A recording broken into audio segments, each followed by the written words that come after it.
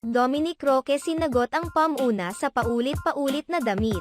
Agad na sinagot ng aktor na si Dominic Roque ang isang netizen na pamuna sa kanyang outfit sa tuwing magkasama sila ni Bea Alonzo.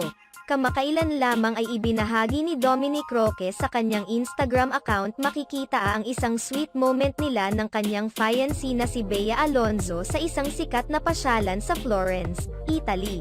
Agad naman itong umani ng mga paghanga mula sa mga netizens at mga fans ng dalawa.